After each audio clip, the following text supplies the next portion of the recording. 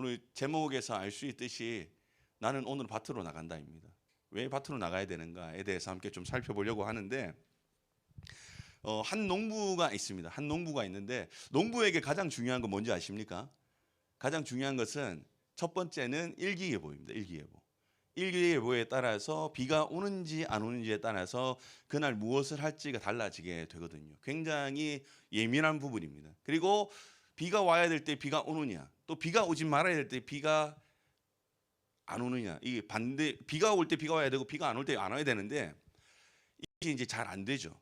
예, 얼마 전에 강릉에서도 가뭄도 있었고 여러 가지 이제 자연적인 우리가 통제할 수 없는 많은 것들이 있었는데 한 농부가 비 예보가 없는 주간에도 이제 그 다시 말하면 땅바닥이 이제 말라 비틀어진 상태, 그때에도 이제 밭으로 나가고 있습니다. 예, 한 농부가 있는데 이것은 예를 위해서 이제 보여주는 사진이에요.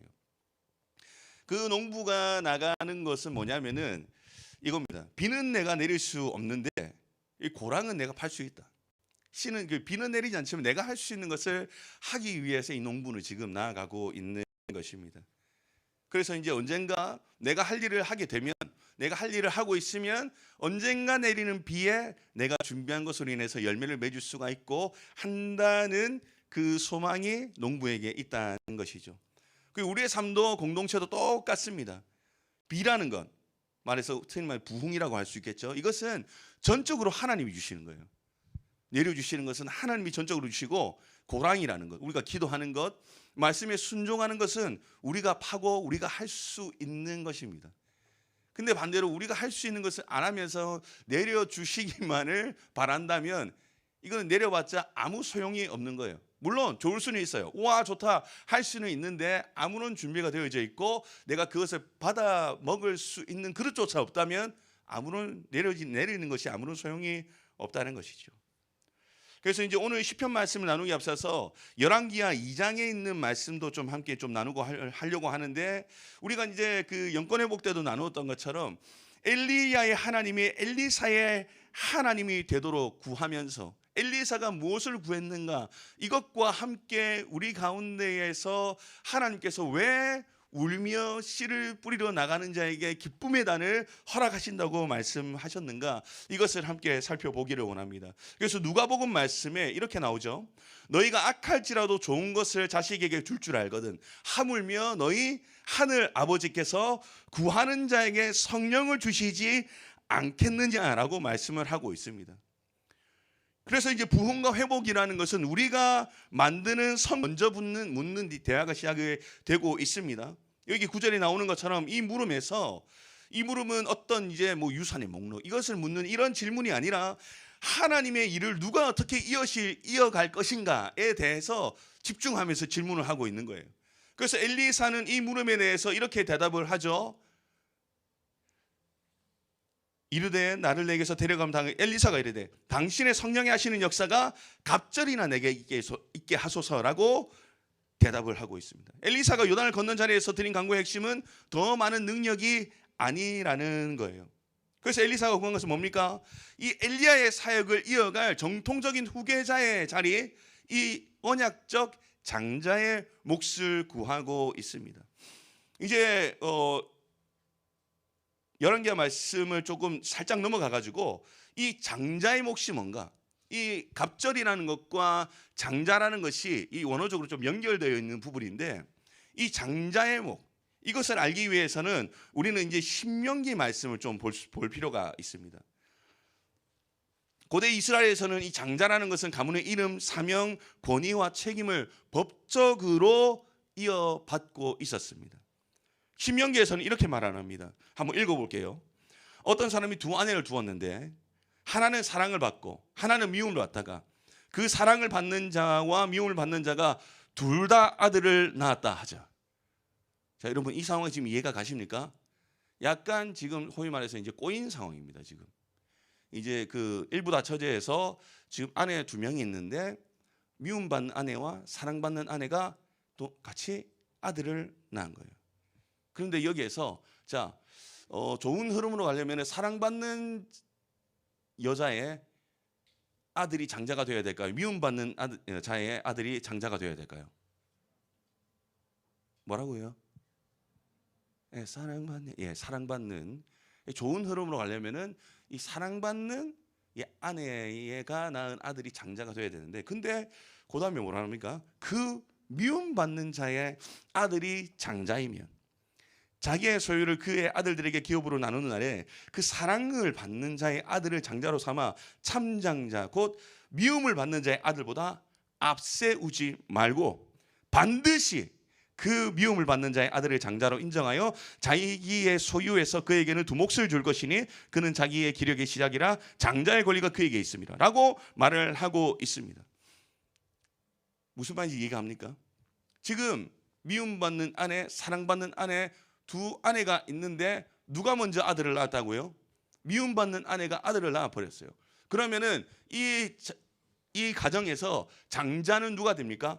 미움받는 아내의 아들이 장자가 되어버립니다. 소위 말해서 지금 이제 그 남편도 사랑받는 아내도 원하지 않는 시나리오가 펼쳐지게 되는데, 지금 여기에서 말하는 것은 네가 아무리 사랑받는 아내도 아들을 낳았다고 해서 네가 사랑하는 아내라고 해서 그 아들을 장자로 내세울 수가 없다라는 것. 미움받는 아내라고 해도 그 아들이 먼저 나왔으면 법적으로 이 아들이 당신의 장자야 라고 분명하게 못을 받고 있습니다. 그래서 이제 갑절이라는 것, 이 장자의 목과 연결되는다는 것은 어떤 이제 양적인 증가 뭐 이런 것이 아니라 언약적인 개성을 뜻하고 있어요. 그래서 이제 신명기에서의 이 장자의 두 몫이라는 것은 특권이기 전에 이 책임으로 볼 수가 있습니다. 그래서 가문의 영적인 정체성과 공동체를 돌볼 무게를 함께 짊어지는 것을 법적으로 그 장자에게 다 주고 있는 거예요. 지금 엘리사가 구하는 것은 하나님, 내가 이 모든 것을 감당할 수 있는 그 언약적인 장자의 목, 그 능력, 이 모든 것을 나에게 달라고 지금 청원을 하고 있는 것을 볼 수가 있습니다. 그래서 지금 이 엘리사가 구하고 있는 9절에서 나오는 것, 성령이 하시는 역사가 갑절이나 내게 있게 해소서라는 것은 뭐 더 빛나고 싶다, 내가 더 이제 잘 나가고 싶다, 이것이 아니라, 야망이 아니라 주님께서 맡기신 사명의 무게를 감당할 권위와 능력과 힘을 나에게 주소서라는 이 기도라는 것이에요. 다 이것을 이해할 것이라 생각을 합니다. 그래서 그 엘리야의 하나님이 나의 하나님이 될 수 있는 것, 엘리야가 받았던 하나님의 능력을 나도 받아서 그 능력으로 말미암아 이 모든 사역을 감당하고 싶습니다라고 이렇게 나아가고 있는 것입니다. 그래서 우리도 마찬가지예요. 우리도 나를 통해서 놀라운 일이 일어나기를 기대하고 있습니다. 나를 통해서 내가 기도하고 있는 사람이 예수 믿었으면 좋겠다고 하는 사람이 예수 믿었으면 좋겠다는 그런 마음이 있어요. 또 우리 사랑방 가운데 사랑 안에서도 우리 사랑이 정말 마음을 나누고 함께 할 수 있는 그런 사랑이 되기를 간절히 원하는 마음이 있어요. 우리 마을도 마찬가지고 우리 야베스 공동체는 마찬가지고 그렇게 하고자 하는, 그렇게 되고 싶어하는, 그것을 누리고자 하는 그런 마음이 있는데, 우리는 그냥 그것을 갖다가 바라보고 하는 것이 아니라 그것을 하기 위해서는 주님께서 주시는 이 능력과 주님께서 주시는 놀라우신 이 마음이 필요하다는 것이죠. 그래서 우리는 이것을 하기 위해서는 하나님, 이것이 더 나아져야 합니다라고 본능적으로 이렇게 생각을 합니다. 그런데 우리가 알아야 될 것은 뭐냐면은 조금 더 나아지는 상황을 구하는 것이 아니에요. 죄송하지만 우리 목사님 통해서는 많이 들었지만 상황은 나아지지 않습니다. 상황은 전혀 나아지지 않습니다. 자, 그래도 여기 있으니까 여러분들보다 조금 더 살았잖아요. 상황이 많이 나아졌겠어요? 그닥 많이 안 나아졌겠어요?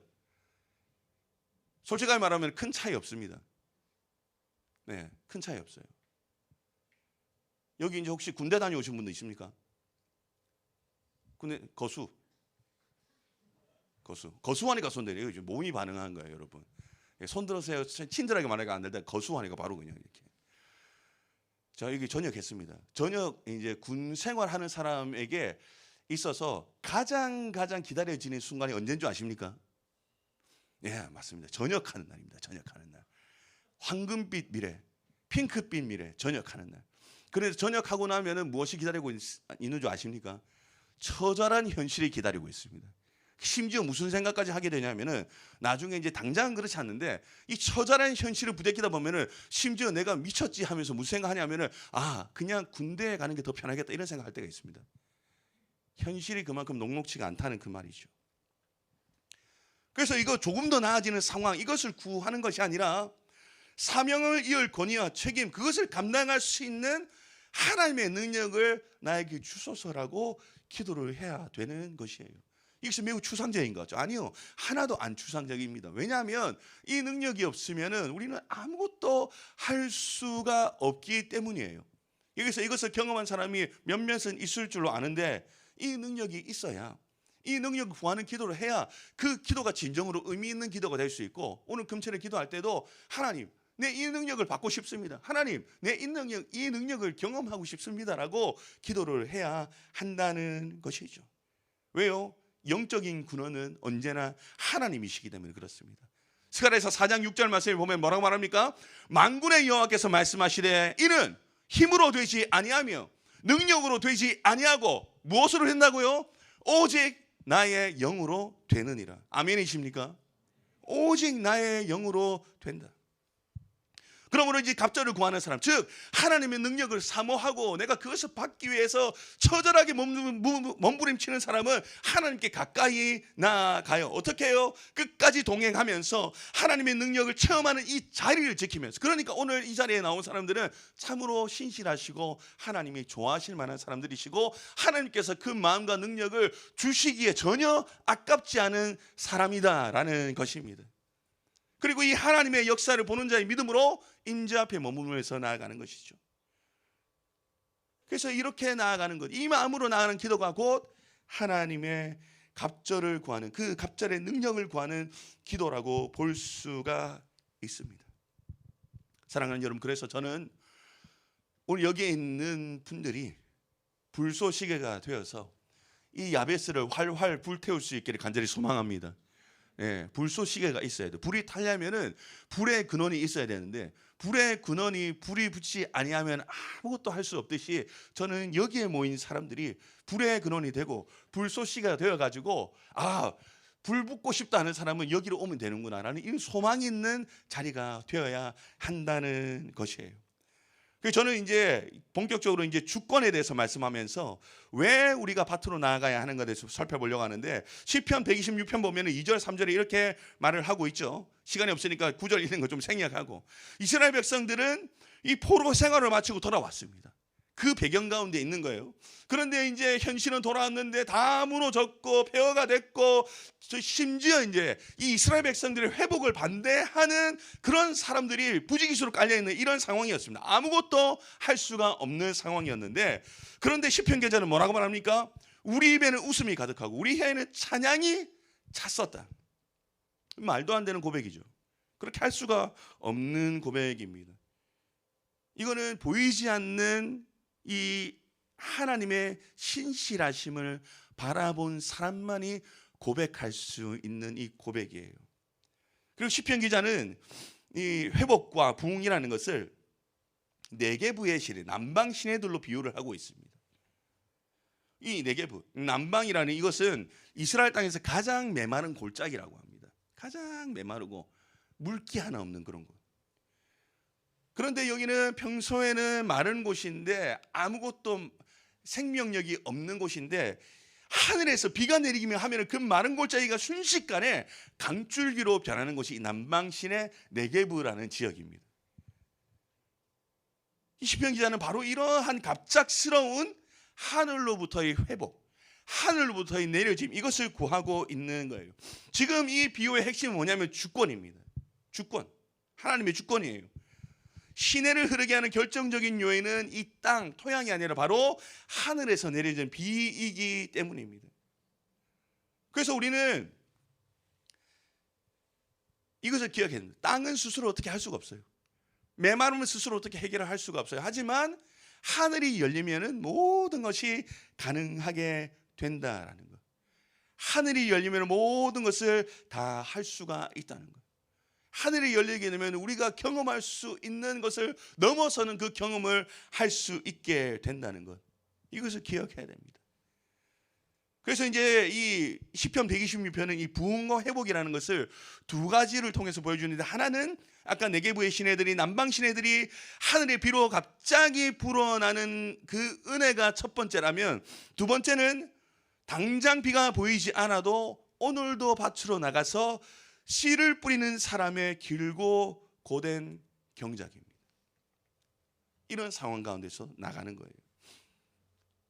그래서 이제 성경에서는, 시편에서는 이 상황 앞에서 이 정서와 감정을 숨기지 않습니다. 바로 뭐냐면은 눈물이라는 거예요. 눈물. 하지만 이 눈물은 뭐냐? 체념의 눈물이 아닙니다. 그것이 아니라 이 마른 땅을 적시는 눈물, 곧 이 미래의 기쁨을 예비하는 은혜의 눈물이다라고 해석을 할 수가 있는 거예요. 그래서 시편 126편 5절 6절 말씀, 너무나도 중요한 말씀인데 이건 한번 같이 다시 한번 읽어볼까요? 시작.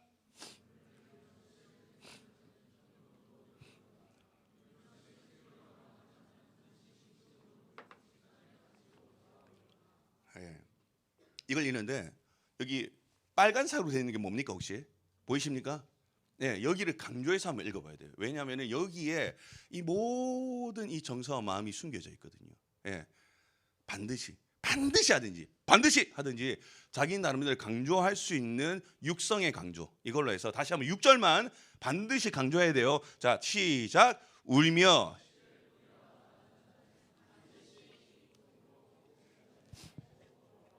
예, 오케이. 시간이 없으니까 여기까지만 할게요. 내가 더 강조를 하고 싶은데 반드시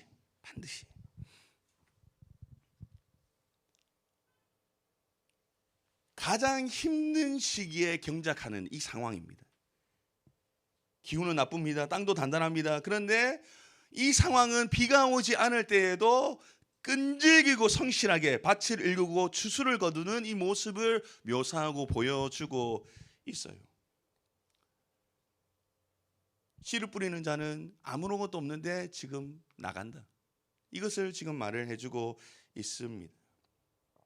그래서 5절과 6절을 보면은 그 의미가 아주 촘촘하게 나타나고 있는데, 눈물을 흘리며 씨를 뿌리는 행동이 등장을 하고 있습니다.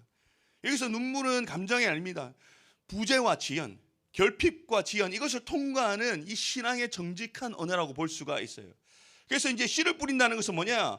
일회성이 아니라 반복되는 습관을 뜻하는 거예요. 그러니까 비가 오든 비가 오지 않든 그냥 계속해서 씨를 뿌려야 될 때 뿌리면서 계속해서 할 수 있는 것을 하고 있는 모습을 나타내고 있습니다. 그러니까 수확이 약속되지 않는 일을 오늘도 계속한다, 미련해 보이는 짓을 계속한다라고 볼 수가 있는 것이죠. 그리고 이제 6절은 더 자세한 행동이 나타납니다. 뭡니까?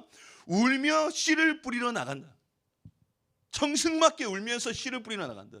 울 거면 안 나가면 되는 거 아니냐라고 생각할 수도 있겠지만, 이 나간다는 말은 집 문턱을 넘는 결단을 담고 있어요. 여러분, 여기서 운동하시는 분들 많이 계시죠? PT든 러닝이든 뭐 기타 등등 운동하시는 분이 계신데, 운동을 하는 데 있어서 가장 큰 장애물이 뭔지 아십니까, 여러분? 가장 큰 장애물. 그것은 바로 문턱입니다. 제가 이래봬도 작년에 계속해서 러닝을 열심히 했거든요. 그랬다가 올 한 해 리듬이 꼬이고 일정이 꼬이고 하면서 못하니까 다시 요요가 왔습니다.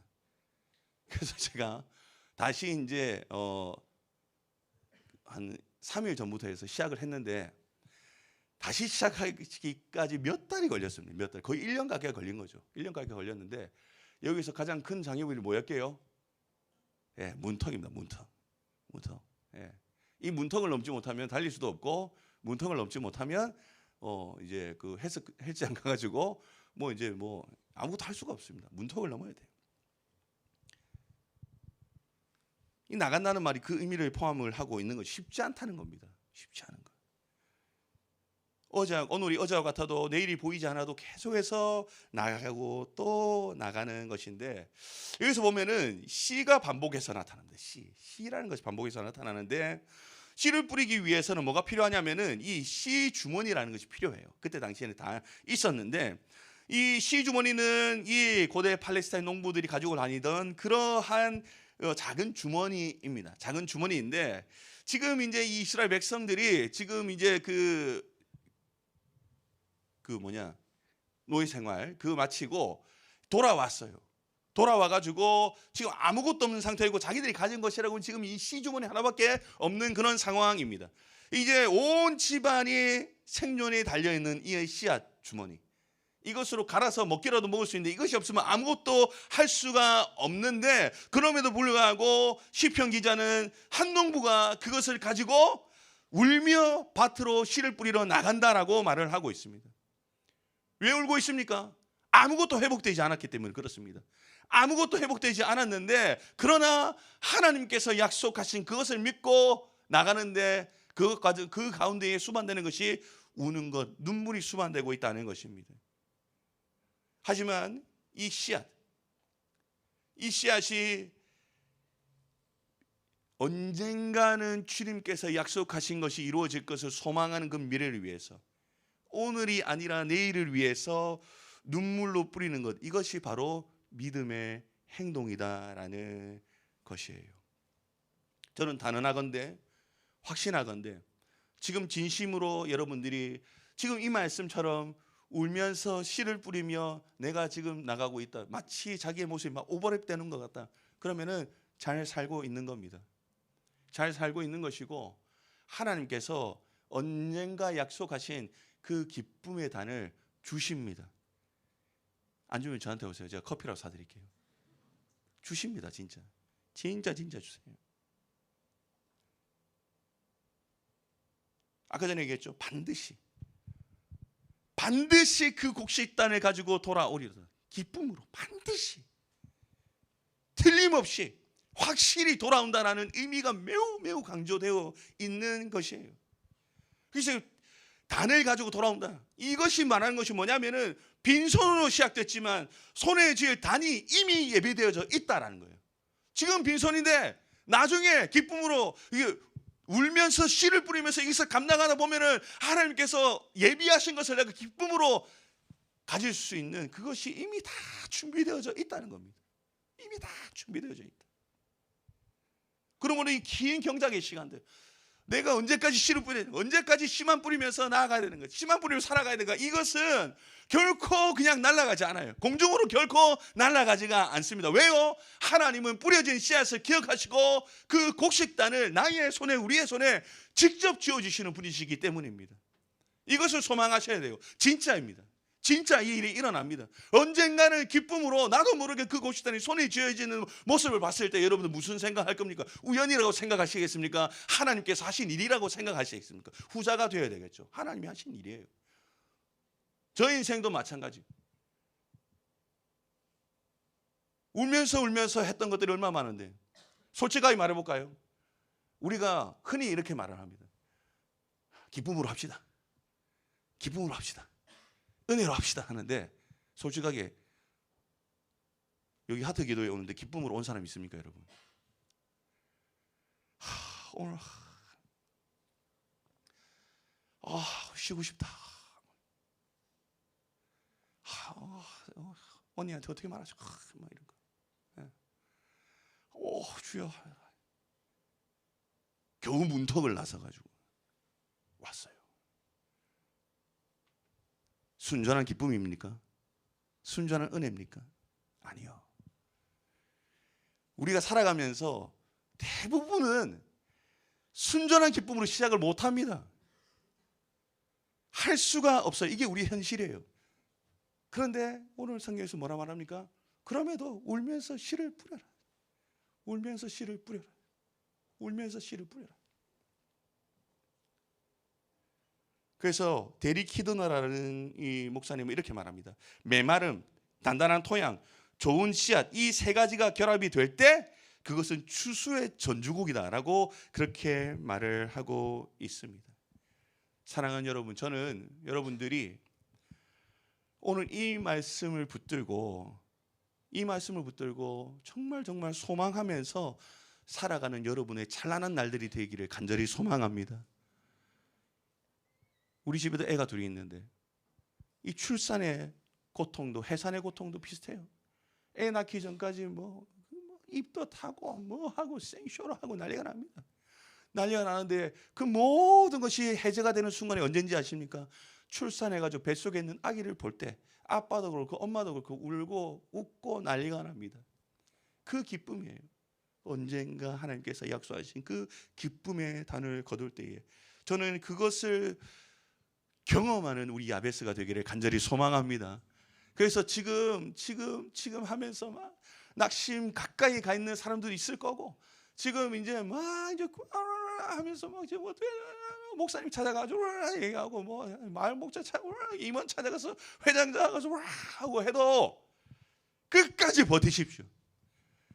해도 끝까지 버티시고, 믿음 생활이라는 것은 하나님께 믿음으로 신실하게 살아가는 것은 눈에 띄게 잘한다고 해서 그 사람 하나님이 칭찬하는 것이 하나도 아닙니다. 그 사람 그렇게 칭찬하는 것이 아니고 얼마나 끝까지 신실하게 나의 손을 붙들고 있는가, 얼마나 신실하게 나의 손을 붙들면서 변함없이 한결같이 그렇게 나아가고 있는가, 그 사람을 하나님은 주목하신다는 것을 믿으시기 바랍니다. 그 마음으로 나아가야 돼요. 그렇게 나아갈 때, 내가 씨를 뿌리면서 그렇게 울면서라도 나아갈 때 하나님께서 언젠가 그것 가운데에 비를 내려주시고, 남방 시내들 같이 아무것도 안 보이는 마른 것 가운데에 비 한 번 내리는 완전하게 끝나는 열매가 내리는 놀라운 역사가 우리의 삶에 일어날 때에 저는 그것으로 기쁨을 충분하게 경험할 수 있다고 믿습니다. 저는 우리 야베스가 그것을 소망하면서, 하나님, 나의 삶 가운데에, 우리 야베스 공동체 가운데에 지금 당장 뭔가 이루어지지 않는다고 해서 내가 낙심하지 않도록 해주십시오. 하나님, 언젠가 내가 지금 울면서 씨를 뿌리면서 나아가는 이것을 통해서 하나님께서 역사하여 주실 줄로 믿습니다. 하나님, 내가 지금 하나님께서 하라고 하신 것 이것만 열심히 하겠으니 비 내리는 것 알아서 해주시고, 은혜 내려주신 것 알아서 해주시고, 내 할 일 열심히 하겠습니다. 하나님, 나를 붙들어 주십시오. 그리고 나의 공동체, 내 사랑하는 사람들을 주님 살려주시고 은혜 내려주십시오 라고 기도하면서 나아가는 우리 모두가 될 수 있기를 주님의 이름으로 축복합니다.